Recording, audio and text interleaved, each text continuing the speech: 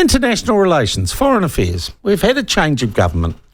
And I think anyone, even a casual observer, would look at where New Zealand, under Foreign Minister Winston Peters, is positioning itself and saying we have perhaps become more conservative. We appear to be turning towards our more traditional allies. We seem to be becoming aligned more with Western alliances. Whereas hitherto, perhaps since 1984 in particular under the Labour government, we had rather stoically pursued a non-aligned or a neutral stance on foreign affairs. And I think probably one of the most interesting examples of that was the Gulf War. We went to Afghanistan, but we would not go to Iraq, which I look back and I look at then Prime Minister Helen Clark. We've had conversations of it. It was one of the best decisions and one of the most noble decisions I think a New Zealand government has made in foreign affairs. But now it appears we are thinking about joining the AUKUS arrangement as part of Pillar 2, and there is an arrangement that would seem to me to be unashamedly Western-oriented. We would appear to be in the process of picking sides. Now, two of our, not former Prime Ministers, former senior politicians, have got together on this issue and have brought to New Zealand an expert who says that's the wrong strategy at present in a geopolitical sense. The two politicians have got together to bring this guy out here are Don Brash, former leader of the National Party, quite a divisive figure amongst many, and of course, leader of Hobson's Pledge, and former Prime Minister Helen Clark. Helen Clark, who now runs the Helen Clark Foundation, and it would seem at times indeed to be running the Labour opposition, or all political opposition in New Zealand, because the rest of them are so bloody useless. But obviously Don Brash and Helen Clark agree on this issue. And the person they've brought out here is Professor Hugh White, who is sitting in the studio with me right now. Hugh, you are the Emeritus Professor of Strategic and Defence Studies. Where? At the Australian National University in Canberra. All right, in Canberra.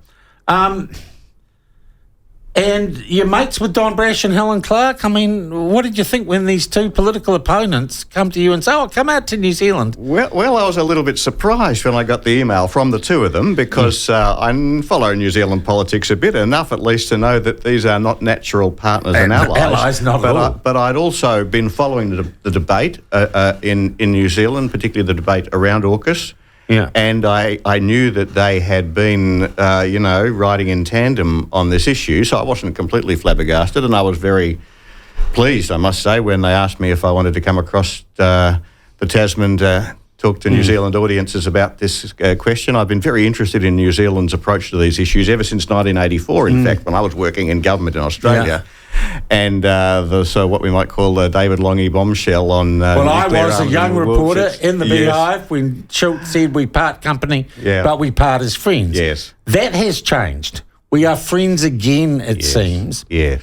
But this, am I wrong in saying, and though it's being very careful about absolutely laying its cards on the table, the perception that this government, this administration, particularly under Winston Peters, is realigning itself closer to the West, to the United States. That's a reasonable assumption. Look, I think that is a reasonable way of putting it, but it's worth bearing in mind that the context of that is, and this is a pretty big story. The context of that is a major global crisis of order. What's happening in Ukraine, what's happening in the Middle East, but particularly, of course, what's happening in Asia with China's challenge to America's leadership. And I think countries all over the world are finding themselves faced with some pretty tough choices. As we see the old order, the post-Cold War order based on American leadership that worked pretty well for most of us at least, not for everyone, but for most of us.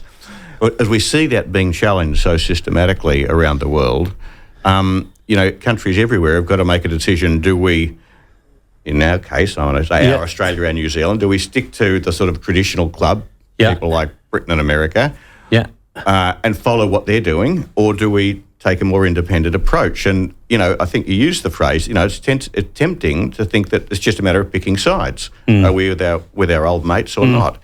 But my argument is actually just thinking about this as picking sides is not good enough, because we do face a genuinely transformational moment in the way the world works, and that's because power has shifted so much. I mean, back in 1984, China had an economy that was about 1/20th the size of America's. Right. Gosh, today, it was a long to all time. intents and purposes, it's the same size. Now, this is just a massive shift in the way the world works. And I mean, my argument is that this is the biggest shift in Australia's and New Zealand's international settings since European settlement. Because ever since European settlement, either Britain or America has had either the world has both the world's biggest economy and been the dominant power in our part of the world. Yeah. To a certain extent, that's why the Anglo-Saxons came here, you know what I mean? Yeah. Now, what we have to do is to ask ourselves, how do we respond to this seismic change?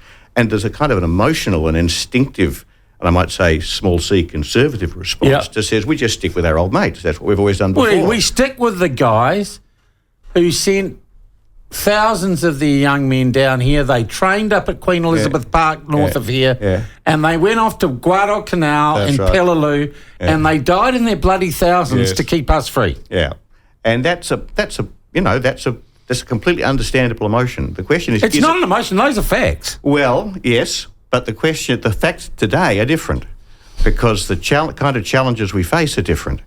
For example, those events 80 plus years ago, Japan was the Japanese challenge in the Pacific War was the last time that an Asian great power has tried to throw the Americans and the British out of the region. But Japan back then had an economy that on its best day was probably about 1/7 the size of America's. Yeah. Today, China's economy is the same size. And they had been horribly isolated and discriminated against by the Western world post-World War I. Oh, yeah, absolutely. And they deserved a seat at the table and they got nothing in response. And we literally wouldn't let them come to our countries because of their race. It was pretty terrible the way they were treated. That's exactly right, Sean. What happened, when you look back at what happened, in the decades leading up to the Second World War, there were some terrible things the Japanese did, but we have to acknowledge that the international system didn't adapt to give the Japanese legitimate place. Now, the question we all face at the moment is, how does the international system adapt to give countries like China and India, and for that matter, Indonesia and others, a legitimate place in the order? And the reservation I have about the instinct that we tend to have to stick with our old mates is that their approach, America's approach in particular, is just to say to the Chinese, no. What we want to do is to preserve the old US-led order in Asia, which would be fine for us, but the fact is that that's just not going to work. It's not going to be practicable. But we're not declaring war on China by talking about joining AUKUS. No, well, we're not declaring war on China. And we're not being hostile towards them. Well, what we are doing by declaring, by supporting AUKUS, is declaring our support for America's approach to the way in which the international order should evolve. And America's approach is to give the Chinese no space at all. Does AUKUS say this means that New Zealand agrees with America's approach? Or is it just that perception that you're worried about? Well, what really worries me is that's the way the Americans see it. I mean, put yourself in Washington. The Americans don't really care whether Australia buys nuclear-powered submarines or whether Australia or New Zealand joins some collaborative R&D programs on exotic They still won't let us sell our cheese reasonably, and Trump still wants a 10% tariff. They want our flag. They want our support. They want to be able to say, Australia and New Zealand support what we're doing. And I think the problem is that, in fact, and we tend to underestimate this, the fact that we support them, the fact that we express our support for their approach to this massive shift in the international system by signing up to AUKUS is important to them. When you look at the way that US political leaders and senior officials talk about this whole situation, they talk about AUKUS all the time, and they use AUKUS as demonstration that what they're doing is working. And my concern is that it's not working.